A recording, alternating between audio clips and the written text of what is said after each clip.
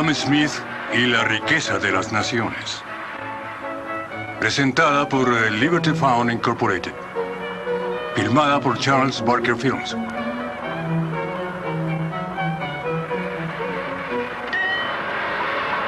Si observamos las comodidades de que goza cualquier trabajador en una sociedad civilizada y próspera, nos daremos cuenta de que la cantidad de personas cuyo trabajo, por mínimo que sea, fue necesario para proporcionarle esas comodidades, supera todo cálculo.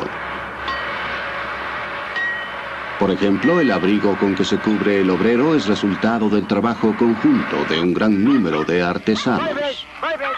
El pastor, el esquilador de ovejas, el clasificador y el peinador de lana, el hilador, el tejedor, el batanero, el sastre y muchos otros tuvieron que conjuntar sus habilidades para convertir en realidad ese producto casero.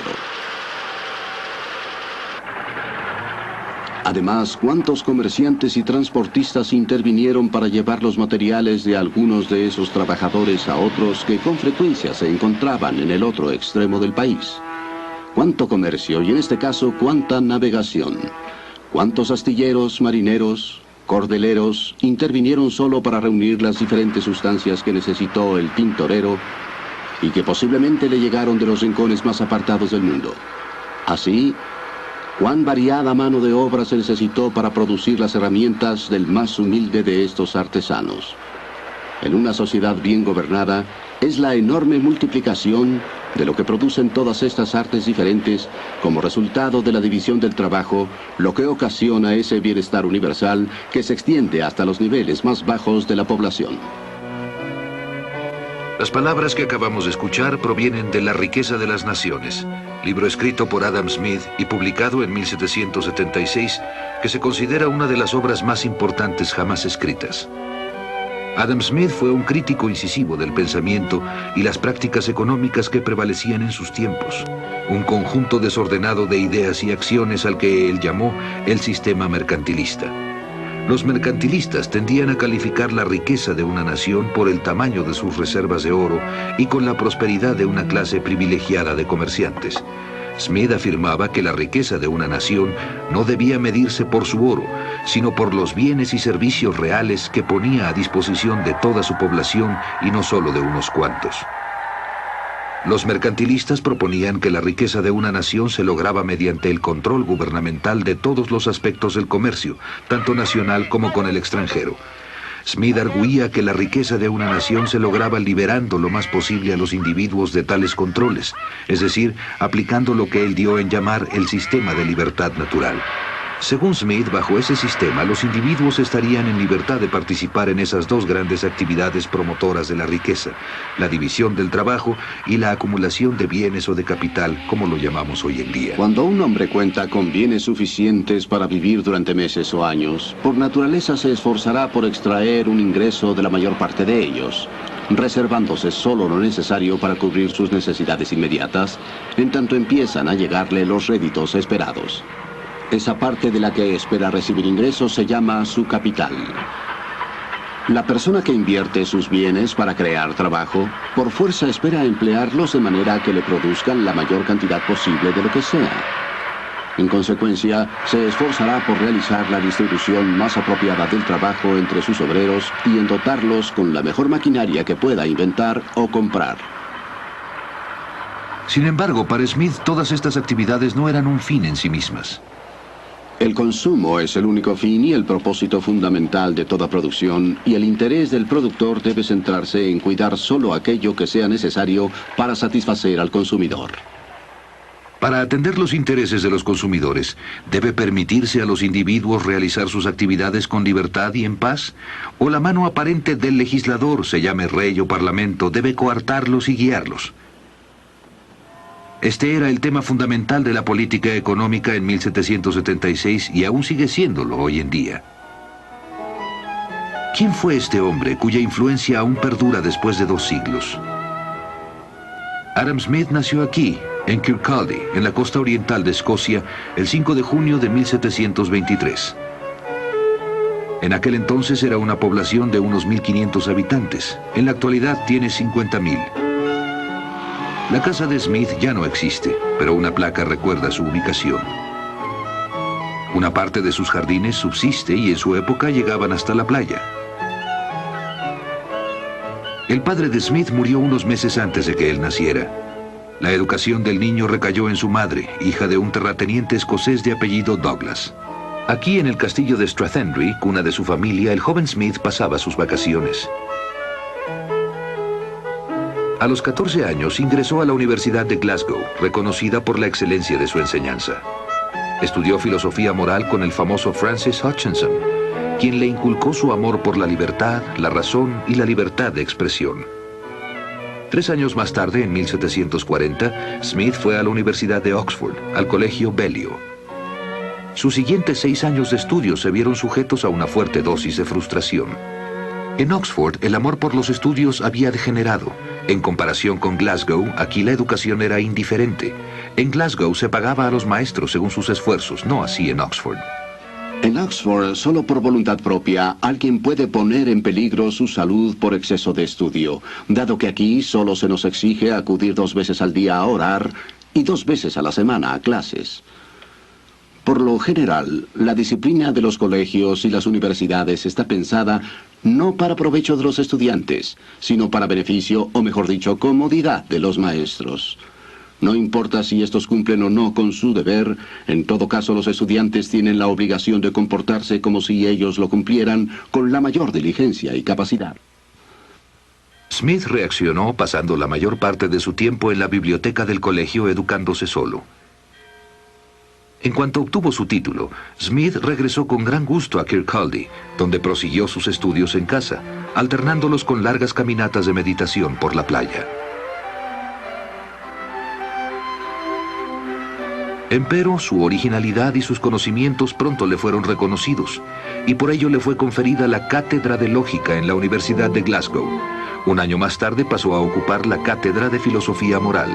A mediados del siglo XVIII, Glasgow era una ciudad floreciente con cerca de 25.000 habitantes.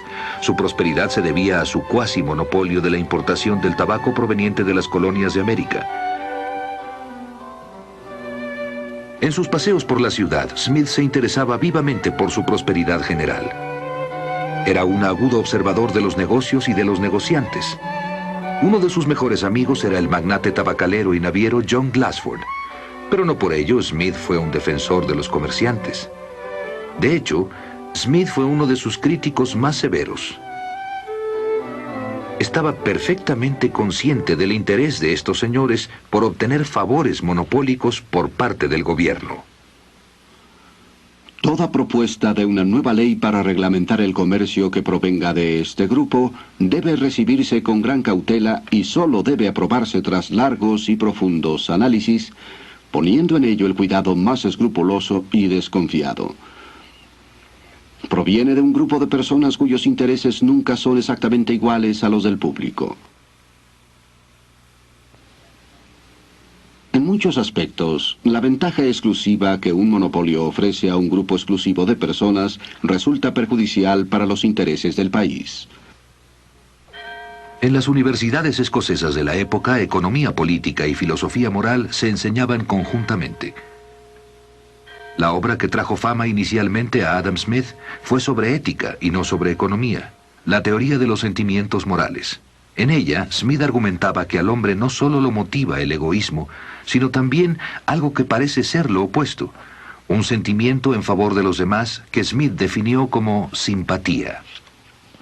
Por mucho que se pretenda calificar de egoísta al hombre, es evidente que en su naturaleza existen ciertos principios que lo llevan a preocuparse por los demás y que hacen que el bienestar ajeno le sea necesario, aunque lo único que obtenga de ello solo sea el gusto de observarlo. La psicología de Smith consideraba que el hombre estaba sujeto a la interacción entre 2 tendencias complejas y complementarias, egoísmo y generosidad. El libro surgió de sus clases en la universidad y fue sumamente bien recibido. Uno de sus alumnos, James Boswell, comentó: Los sentimientos del señor Smith son notablemente profundos y bellos. Su carácter es en verdad amable. Nada tiene de esa rigidez y pedantería que con suma frecuencia exhiben los catedráticos.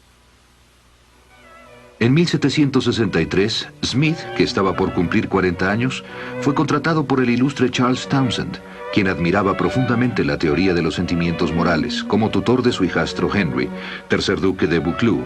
Ambos deberían pasar 3 años recorriendo toda Europa. Smith recibiría 300 libras anuales más sus gastos y además 300 libras de renta anual para el resto de su vida. Smith se benefició muchísimo con este largo viaje, en especial por sus relaciones con los economistas franceses. Finalmente, el joven duque y Smith llegaron a Toulouse, donde permanecieron 1 año y medio. Allí, Smith empezó a sentirse sumamente inquieto. La vida que llevaba en Glasgow ahora me parece agradable y disipada en comparación con la que llevo aquí. He comenzado a escribir un libro para pasar el tiempo. Este libro iba a ser La riqueza de las naciones, cuya gestación duraría 13 años. Cuando terminó el viaje, Smith regresó a Kirkcaldy y dedicó toda su atención a lo que acabaría siendo su obra magna. Mi trabajo aquí es el estudio. Mis pasatiempos son largas y solitarias caminatas por la playa. Sin embargo, me siento en extremo feliz, tranquilo y satisfecho. Quizá nunca lo haya estado tanto en toda mi vida. Pero habrían de transcurrir otros 12 años antes de que el libro estuviese listo para imprimirse. Durante todos esos años de trabajo, Smith no descuidó su amplio círculo de amigos. Se reunía con David Hume y se escribía con Benjamin Franklin. Smith formó parte del círculo del Dr. Johnson, junto con Boswell, que fuera su alumno, Garrick el actor, Goldsmith el dramaturgo, el estadista Edmund Burke, el pintor Sir Joshua Reynolds y Robert Adam el arquitecto. Sus amigos lo instaban constantemente a que terminara su libro. Por fin, el 9 de marzo de 1776, el libro salió de las prensas y de inmediato fue aclamado, lo mismo en Gran Bretaña que en el resto de Europa. En los Estados Unidos de Norteamérica, la riqueza de las naciones fue estudiada con todo cuidado por líderes políticos, por John Adams, primer vicepresidente y segundo presidente del país. Las ideas meditadas durante 25 años habían cristalizado. Las primeras frases con que inicia La riqueza de las naciones ofrecen una magnífica relación de las consecuencias debidas a la especialización de la producción. El mayor avance de los poderes productivos de la mano de obra, así como gran parte de la capacidad, destreza y buen juicio con las cuales se dirige o aplica, parece ser los efectos de la división del trabajo. En la sociedad mercantil en su conjunto, los efectos de la división del trabajo podrán comprenderse mejor si se examina la forma en que funciona en ciertas industrias en particular. Analicemos como ejemplo algo tan simple como las actividades de un fabricante de clavos. Dada la forma en que actualmente se maneja este negocio, no solo todo el trabajo es una actividad singular, sino que se le ha dividido en toda una serie de operaciones, de las cuales muchas son a su vez actividades singulares. Un primer obrero estira el alambre, otro lo endereza, un tercero lo corta, un cuarto le hace la punta, un quinto lima el extremo donde irá la cabeza. Si armarlos es una actividad singular, pulirlos no lo es menos.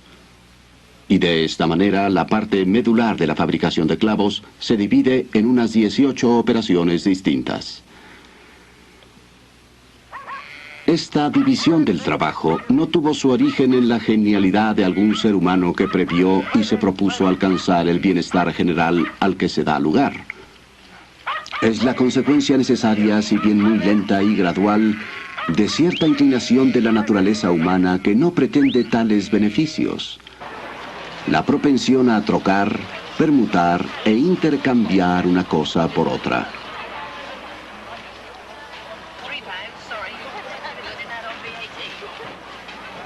Son incontables las ocasiones en que el hombre necesita la ayuda de sus congéneres y sería absurdo que recurriese a su generosidad para obtenerla. Tendrá más probabilidades de conseguirla si apela a su egoísmo y les demuestra los beneficios que obtendrán si hacen para él lo que les pide que hagan. Quien propone a otro un negocio de cualquier clase, le está ofreciendo hacer esto mismo. Dame aquello que quiero y tú tendrás aquello que deseas. Es el significado de cualquier oferta de este tipo.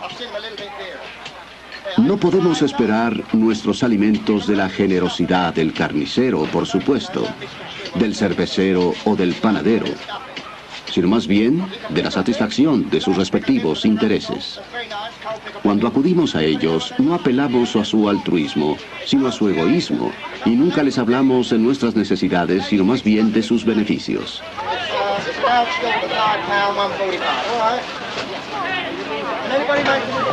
Todo individuo no cesa de buscar la inversión más rentable para el capital con que cuenta, y lo que tiene en mente es su propio beneficio y no el de la sociedad. Pero en esto, como en muchas otras cosas, una mano invisible le conduce hacia un fin que no forma parte de sus propósitos personales.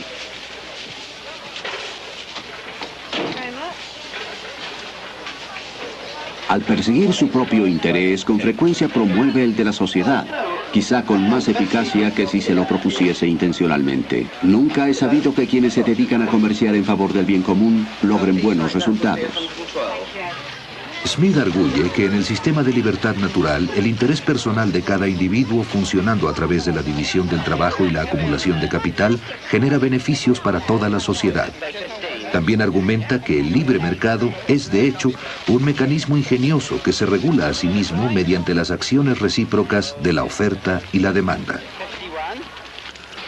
Cuando el precio de cualquier mercancía no es inferior ni superior a lo suficiente para pagar la renta de la tierra, los salarios de los trabajadores y las utilidades del capital invertido para obtenerla, prepararla y llevarla al mercado, de acuerdo con sus tasas naturales, dicha mercancía se venderá a lo que podría llamarse su precio natural, o por lo que realmente le cuesta a la persona que la lleva al mercado. You'll have no trouble. You'll sell them easy enough. These plums are terrific value now compared to other food. You generally shift a few of those. There's Debbie Oaters as well. They're a bit cheaper. £2 for 5s, £2.10 for 6s. All in lovely travelling hard condition. Some Marlow potatoes. Pots. Very, very short. Selling fast. El precio real al que normalmente se vende una mercancía se conoce como su precio de mercado. Puede ser superior, inferior o el mismo que su precio natural. Cuando la cantidad de cualquier mercancía que se ofrece en el mercado es inferior a la demanda que genera, de inmediato dará origen a una competencia y el precio del mercado se elevará más o menos por encima del precio natural. Cuando la cantidad de cualquier mercancía que se ofrece en el mercado es superior a la demanda real, el precio del mercado caerá más o menos por debajo de su precio natural.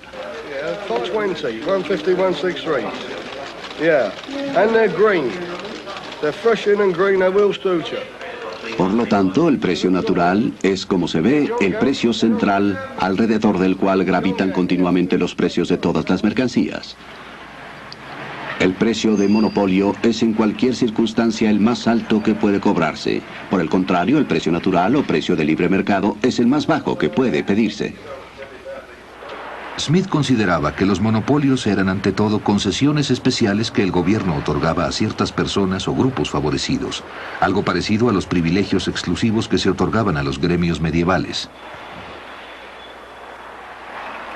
La pretensión de que los gremios son necesarios para la buena regulación del comercio no tiene ningún fundamento.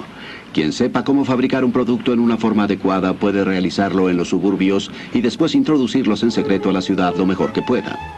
Otro ejemplo sobresaliente era el sistema colonial británico, que funcionaba esencialmente en favor de los intereses particulares de ciertos comerciantes británicos. Los comerciantes de Inglaterra solicitaron al Parlamento que en el futuro limitara a los agricultores de América a comerciar exclusivamente con ellos, obligándolos primero a comprar en Europa todos los bienes que necesitaran y segundo, a vender a dichos comerciantes las cantidades de mercancía que estos consideraran conveniente comprarles. Gran Bretaña prohíbe en forma terminante la construcción de hornos de fundición en todas sus colonias de América. Se opone a que sus colonos se dediquen a estas actividades especializadas, ni siquiera para su propio consumo, pero insiste en que compren a sus comerciantes y fabricantes todos los bienes de este tipo que necesiten. Prohibir a un gran pueblo que saque el mayor provecho de cada partida de sus propias mercancías o que emplee su capital y sus conocimientos en la forma que estime más conveniente para sus intereses es una violación manifiesta de los derechos humanos más sagrados. La defensa de los derechos de las colonias que hace Smith solo refleja su compromiso por la libertad. El sistema de libertad natural, obvio y sencillo, se instaura espontáneamente cuando se eliminan todos los sistemas preferenciales o restrictivos. Mientras no violen las leyes de la justicia, todo hombre estará en total libertad de perseguir sus intereses como mejor le plazca y de poner a competir sus conocimientos y su capital contra los de los demás hombres o grupos de hombres. ¿Cuál es la función del gobierno según la filosofía de Smith? De acuerdo con el sistema de libertad natural, el gobernante de un estado solo tiene 3 tipos de asuntos que atender, evidentes y comprensibles para cualquier persona. Primero, la tarea de proteger a la sociedad de la violencia y la invasión de otras sociedades independientes. Segundo, la tarea de proteger a todo miembro de la sociedad de la injusticia o la opresión de todos los demás miembros de la misma. Tercero, la tarea de construir y dar mantenimiento a ciertas obras e instituciones públicas que ningún individuo o pequeño grupo de individuos tendría interés en construir y mantener, porque su rentabilidad nunca les permitiría recuperar la inversión que dichas obras le implicaría. Empero, no parece menester que el dinero para esas obras públicas deba extraerse de lo que normalmente ha dado en llamarse el ingreso público. En casi todos los casos, una carretera, un puente, un canal navegable puede construirse y mantenerse con una pequeña cuota que se cobre a los vehículos o las embarcaciones que lo utilicen. En consecuencia, Adam Smith recomienda un mínimo de funciones para el gobierno y advierte el peligro de los gobiernos demasiado ambiciosos. Las grandes naciones nunca empobrecen por la prodigalidad y los errores de sus ciudadanos, sino por el despilfarro y los malos manejos de sus gobernantes. Por lo mismo, es de suma impertinencia y arrogancia que reyes y ministros pretendan vigilar la economía de los ciudadanos, puesto que precisamente los reyes y los ministros son siempre y sin excepción los más grandes despilfarradores de la sociedad.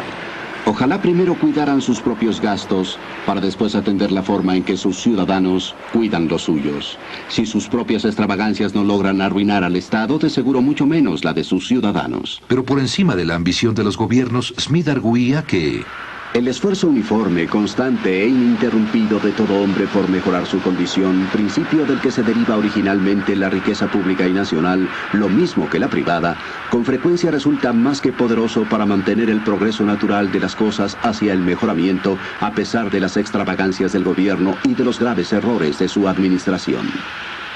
Como ese principio desconocido de la vida animal que a menudo restauran la salud y el vigor, a pesar no solo de la enfermedad, sino de las recetas absurdas del médico. Smith promueve y favorece un gobierno limitado, pero incluso este necesita una fuente de ingresos. Los súbditos de cada estado deben contribuir al sostenimiento del gobierno lo más que puedan en proporción a sus respectivas capacidades, es decir, en proporción a los ingresos de que cada uno de ellos goce al amparo de la protección del Estado. La política fiscal del gobierno británico tuvo mucho que ver con la reacción de sus colonias americanas. El Parlamento de Gran Bretaña insiste en gravar a las colonias, y éstas se oponen a ser gravadas por un parlamento en el que no tienen representación. Si a cada colonia, que debiera independizarse de la Confederación General, Gran Bretaña le otorgara un número de representantes proporcional a su contribución al ingreso público del imperio, a los líderes de cada colonia les estaría ofreciendo un nuevo método para adquirir importancia, un nuevo y más atractivo objetivo a su ambición. A menos que se implemente este u otro método para otorgar importancia y brindar reconocimiento a la ambición de los líderes de América, es poco probable que llegue el día en que voluntariamente se sometan a nosotros. Y hemos de pensar que la sangre que haya de derramarse para forzarlos a ello va a ser de individuos que ya no son leales, o de quienes deseamos que lleguen a sernos leales. Qué ilusos son quienes creen que en el estado en que están las cosas, nuestras colonias podrían fácilmente someterse por la pura fuerza. Las personas que actualmente manejan las resoluciones de lo que han dado en llamar su Congreso Continental, en estos momentos se sienten a tal grado importantes que quizá ni siquiera los súbditos más encumbrados de Europa se sientan así.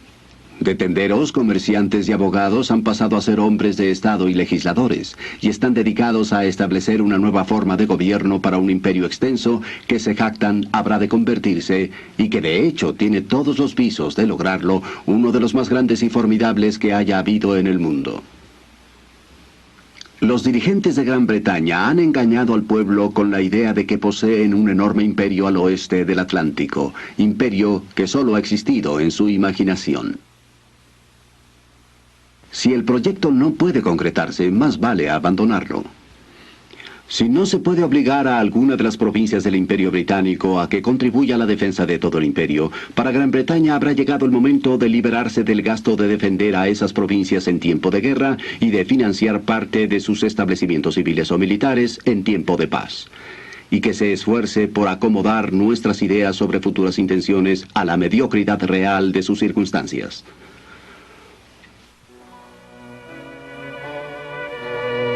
Adam Smith vivió sus últimos días en Edinburgh, en esta casa. En el verano de 1790 su salud decayó, y un domingo por la tarde se dio cuenta de que ya no podía seguir sentado con sus viejos amigos como siempre. Al retirarse a la cama se despidió de ellos con estas palabras. Caballeros, creo que debemos aplazar esta reunión para otro lugar. Unos días más tarde, el 17 de julio, falleció. El mayor monumento conmemorativo de Adam Smith está en sus libros. Los temas relevantes sobre los que escribió en 1776 siguen siendo importantes e igualmente acuciantes para el mundo de hoy. El hombre orientado a los sistemas parece imaginar que puede acomodar a los diferentes miembros de una gran sociedad con la misma facilidad con la que una mano coloca las distintas piezas sobre el tablero de ajedrez. No toma en cuenta que las piezas no tienen otro principio de movimiento que el que la mano ejerce sobre ellas. Pero en el gran tablero de ajedrez de la sociedad humana, cada una de las piezas posee un principio de movimiento propio que en nada se parece al que el legislador quiere ejercer sobre ellas. El esfuerzo natural de cada individuo por mejorar su condición cuando se le permite actuar con libertad y seguridad es un principio tan poderoso que por sí solo y sin ninguna ayuda podría lograr la riqueza y la prosperidad de la sociedad y hasta vencer los cientos de obstáculos impertinentes con que la locura de las leyes humanas con tanta frecuencia trata de obstaculizar su realización.